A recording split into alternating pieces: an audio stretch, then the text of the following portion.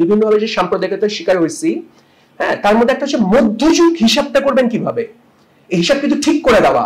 Roman সাম্রাজ্যের পতন আর কলম্বাসের America আবিষ্কার, এই মাঝখানের সময়টা বলে মধ্যযুগ। আর এই মধ্যযুগ হচ্ছে অন্ধকার যুগ, এবং বাংলা এটাকে বলে মাৎস্য ন্যায়। হ্যাঁ, মাৎস্য ন্যায় শুনছেন না, যে এখানে বিভিন্ন রকম অরাজকতা চলতেছে। কারণ কি? কারণ এটা মুসলিমদের উত্থানের সময়, এই জন্য এটা অন্ধকার যুগ। হ্যাঁ, এটা বাংলাদেশে যেহেতু মুসলিম শাসন চালাচ্ছে, এটা অন্ধকার যুগ এবং এটা অসভ্য সময়। ঠিক আছে, ওইভাবে কিন্তু হিসাব করা অন্ধকার যুগ। তো এই মধ্যযুগে সবচেয়ে ক্ষমতাবান, এই ভারতবর্ষের সবচেয়ে ক্ষমতাবান মানুষ কে ছিল? যদি আপনি হিসাব করেন, আপনি যদি ইতিহাস দিয়ে দেখেন, দেখবেন দুইজনের নাম বারবার আসতেছে। একজনের নাম রুকনুদ্দিন সোহরাওয়ার্দী। আপনার নাম শুনছেন রুকনুদ্দিন সোহরাওয়ার্দী? হ্যাঁ, একজন দুজন হয়তো শুনছেন, কিন্তু এনার কথা তো আমাদের সবার আগে জানার কথা।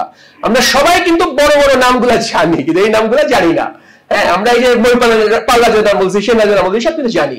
হ্যাঁ, আরেকজন হচ্ছে নূরে কুতুবে আলম। নূরে কুতুবে আলমের নাম কয়জন শুনছেন? নূরে বাঙালি বলা হয় তাকে। হ্যাঁ, নূরে কুতুবে আলম। এই দুইজন কিন্তু সবচেয়ে ক্ষমতাবান মানুষ ওই সময়।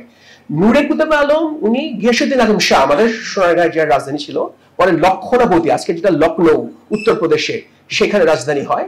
সেই গিয়াসউদ্দিন আজম শাহ তার দরবারের প্রধান সেনাপতিদের একজন সুফি, কিন্তু উনি কিন্তু জন্ম বাংলাদেশে। হ্যাঁ, ওনার জন্ম কিন্তু বাংলাদেশে।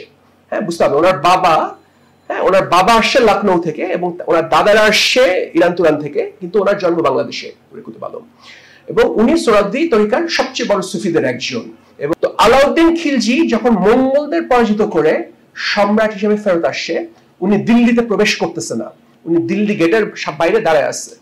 ঠিক আছে, রুকনুদ্দিন সোহরাওয়ার্দী আসার পর উনি ওনার পদচুম্বন করেন, পায়ে চুমু করেন, এবং এটা সমস্ত ইতিহাস বইয়ে এটা পাওয়া যাবে, ইভেন উইকিপিডিয়াতেও পাওয়া যাবে, উইকিপিডিয়ার মধ্যে এটা পাওয়া যাবে। হ্যাঁ, উনি পদচুম্বন করে ওনার অনুমতি নিয়ে কিন্তু দিল্লিতে প্রবেশ করলেন।